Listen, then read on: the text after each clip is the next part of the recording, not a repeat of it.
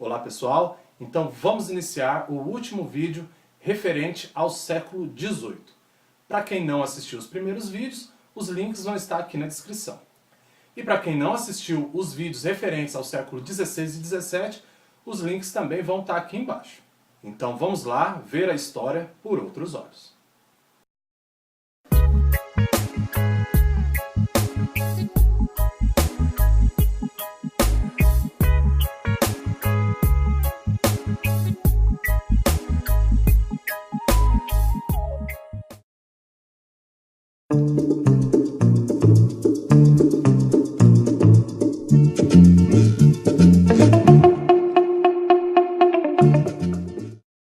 Bom pessoal, o que a gente tem que ter em mente então é que esse período se inicia a partir de 1701, onde aquela luta entre escravos e capitães do mato que surgiu nos combates entre as lavouras, as plantações, ou seja, no meio rural, migrou para as cidades portuárias, que naquela época era o meio urbano. As cidades portuárias, todo mundo já sabe, que é Rio de Janeiro, Salvador e Recife. É aí então que surgem os primeiros registros dos termos negros capoeira, negros da capoeira e escravos da capoeira. É nesse período também que inicia-se o ciclo do ouro. E com isso, uma grande massa de pessoas sai dos litorais e vai parar nas Minas Gerais. E a maioria dessa massa humana era formada por escravos. Enquanto isso, nos portos, a movimentação é intensa, passando por ali gente de praticamente o mundo todo. E nisso há uma troca de informações, troca de conhecimentos entre todas as pessoas que fazem parte daquele contexto, incluindo os próprios escravos. E é nesse meio que surgem aqueles escravos que eram capacitados pelos seus senhores em alguns ofícios. Os senhores capacitavam seus escravos principalmente para ter lucro, porque muitas vezes eles compravam o escravo por um determinado valor, ensinavam para eles algum ofício e revendiam com um preço bem maior do que ele pagou. E às vezes nem vendia, ele alugava o escravo para quem tivesse interesse. E muitas vezes, nesses casos, os escravos, em seus períodos de folga, trabalhavam para si e conseguia juntar dinheiro para comprar sua própria liberdade. Esses casos não eram frequentes, porém também não eram tão raros. Os escravos basicamente formavam três classes: os escravos das plantações, os escravos das minas, que junto com eles também a gente pode incluir os escravos que atuavam com os tropeiros, que faziam a ponte do litoral para as Minas Gerais, e por último os escravos das cidades. Em relação às etnias, a miscigenação estava acontecendo a todo vapor, os escravos da África chegavam em números cada vez maiores e os escravos indígenas, salvo poucas exceções, já não atuavam mais nas plantações. Eles se concentravam principalmente em São Paulo.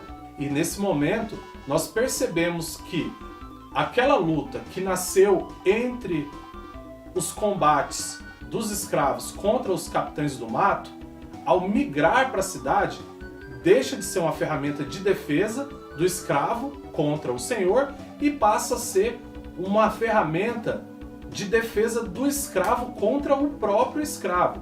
Porque nas cidades haviam inúmeras irmandades, inúmeros grupos e muitos tinham rixas entre eles.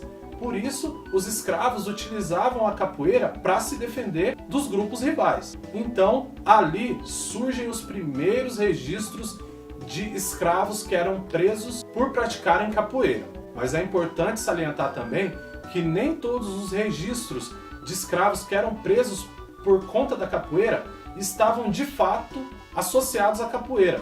O berimbau começa a fazer parte do mundo da capoeira. Ele não era algo incomum a todos os capoeiristas. A associação do berimbau com a capoeira vai ser mais forte lá para frente. É de consenso entre os estudiosos e os historiadores que a capoeira nasce nesse período, com aquela luta que nasceu no meio rural e passa a ser aprimorada nas cidades portuárias. O que vem em contraposição àquela história que muitos ainda contam de que a capoeira veio de Angola. De acordo com as pesquisas que nós temos hoje, essa teoria cai por terra.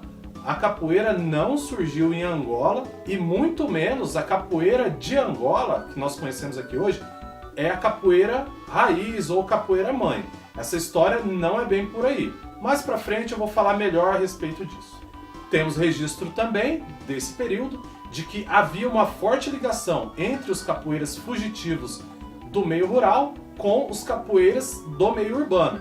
Havia um elo de ligação aonde os capoeiristas que vinham do meio rural se escondiam no meio dos capoeiristas urbanos e por conta disso surgiu a tradição de criar apelidos, porque sem saber o nome verdadeiro do escravo fugitivo, ficava mais difícil das autoridades encontrar. E muito importante é dizer também que nessa época havia como meio de punição o deporte para a África de todas as pessoas que infringiam a lei ou faziam alguma coisa errada. Isso acontecia com todos, inclusive escravos. É claro que não eram a maioria dos escravos que recebiam essa punição, mas temos registros sim de escravos que foram deportados nesse período.